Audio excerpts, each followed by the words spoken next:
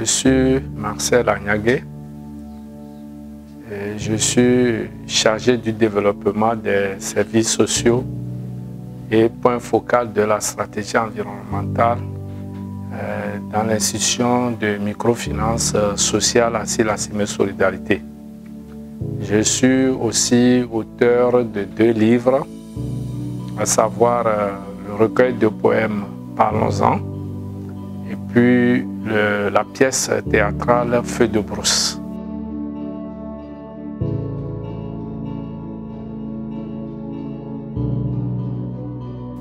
Bon, au fait, à vrai dire, moi, quand j'ai l'inspiration, que ce soit le roman, le recueil, la pièce théâtrale, les nouvelles, je suis de tous côtés.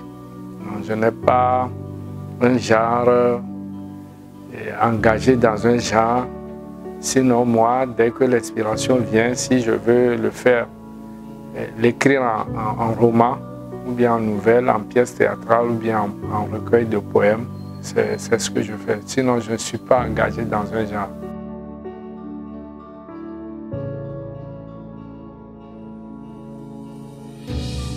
Bon, en fait, je ne sais pas si ça provient de ma profession, puisque je me rappelle que j'ai commencé par écrire quand j'avais commencé les études en sociologie à l'université.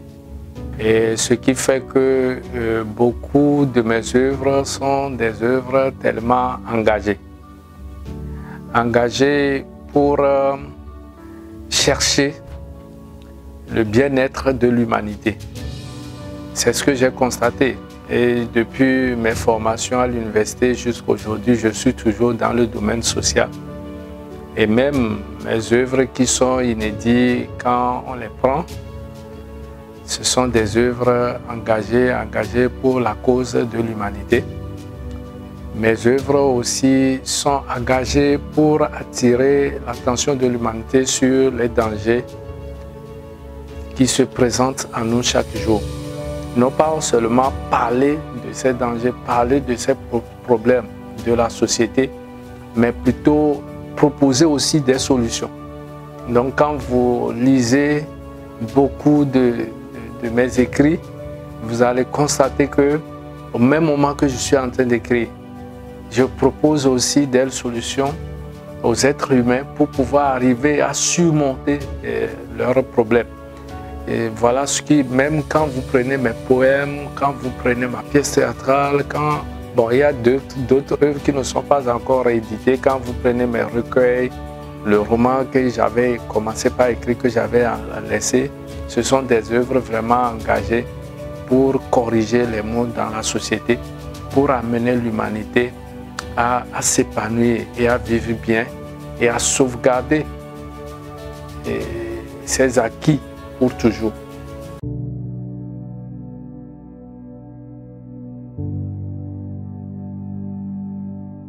Ma première œuvre, effectivement, c'est Feu de brousse. Et puis je me rappelle que c'est la toute première œuvre éditée par Aoudi, l'aîné, qui piétine toujours,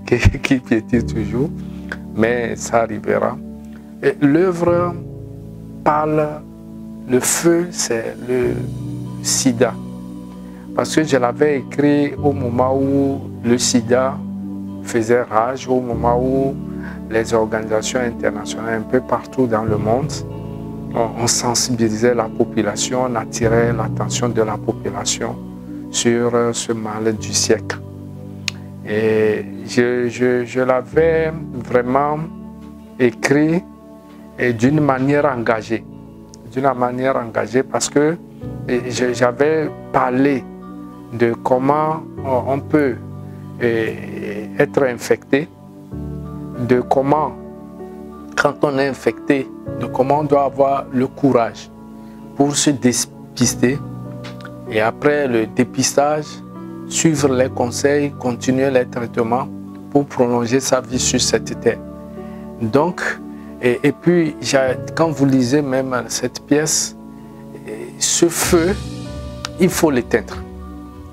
J'avais surtout écrit pour qu'on puisse l'éteindre, même si ce mal ne peut pas partir totalement, il faut un changement de comportement de tous ceux qui ne croient pas d'abord à l'existence du sida, de tous ceux qui ne soignent pas leur vie, surtout pour la prévention.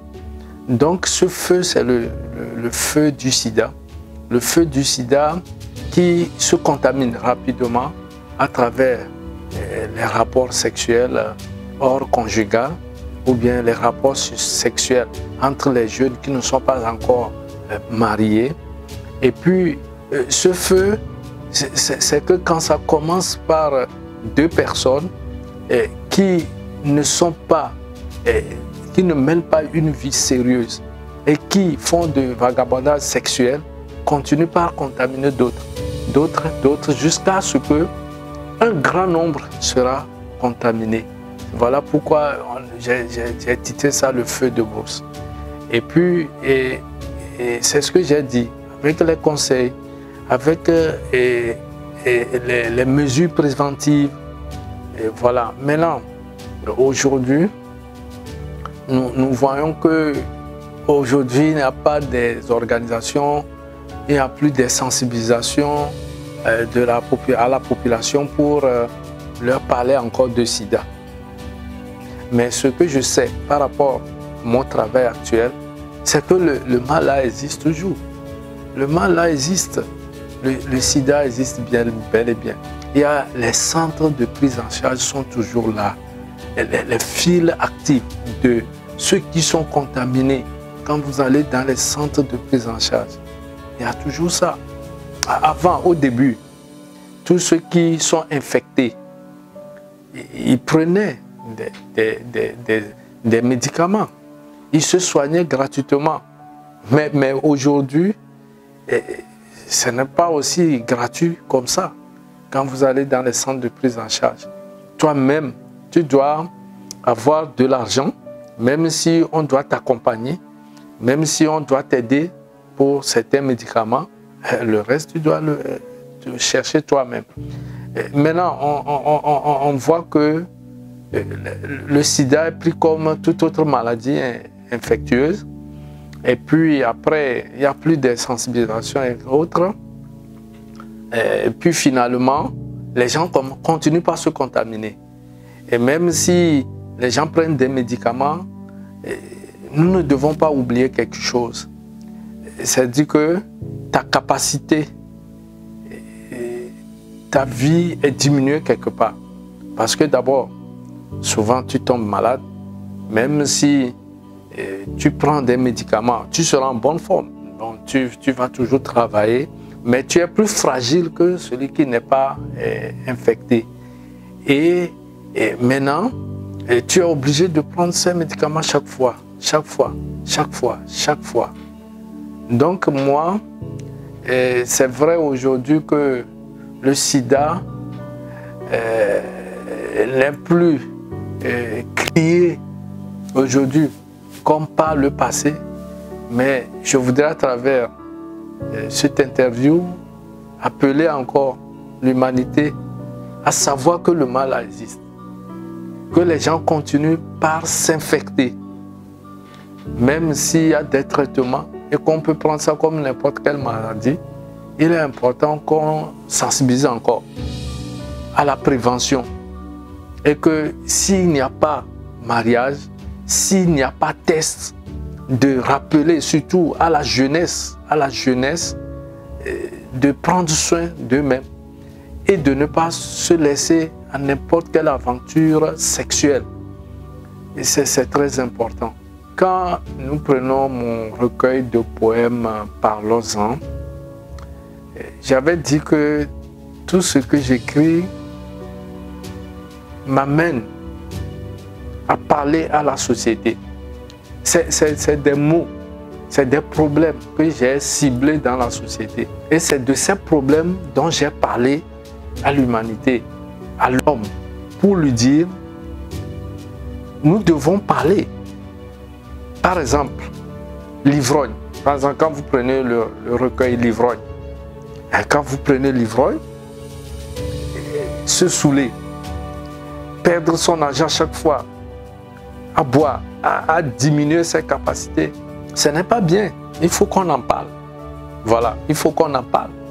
Et c'est de ça aussi, j'ai parlé de ça dans le recueil, pour que tous ceux qui sont ceux qui boivent, gaspillent leur argent, se saoulent chaque fois, de se réveiller et de l'éviter. Par exemple, l'un des poèmes aussi, c'est la ménagère dans le recueil. La ménagère, c'est ce qu'on dit communément les bonnes. La manière dont on les traite. C'est ça, il faut qu'on en parle.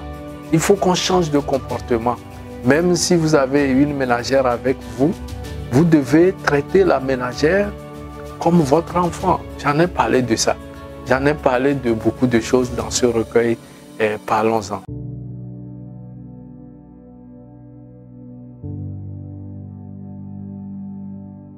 Avant de parler de mes projets futurs, je voudrais d'abord dire que ce n'est pas un départ. Je suis toujours là. J'ai des écrits qui sont dans les tiroirs que je vais ressusciter tôt ou tard. C'est à cause aussi de mon engagement, puisque j'ai d'autres fonctions.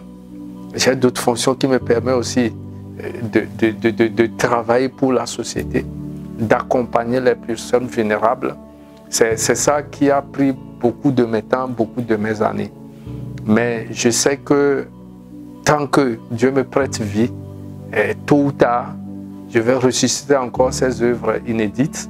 Je vais encore retourner dans mon inspiration, si Dieu le permet, et je vais parfaire ces écrits. Et je vais encore sortir d'autres ouvrages pour pouvoir accompagner l'humanité à se ressaisir. À se ressaisir et à savoir que si on ne sait pas faire, nous pouvons détruire ce que Dieu a créé. Si tout le monde est d'accord avec moi, je suis d'accord que c'est Dieu, nous pouvons tout détruire. Et que sera la génération à venir? Nous devons toujours penser à la génération à venir. Voilà pourquoi mes inspirations, c'est attirer l'attention des gens. Donc, tôt ou tard, je vais revenir encore sur la scène littéraire. Je vais éditer d'autres œuvres si Dieu le permet. Je tiens à vous remercier aussi.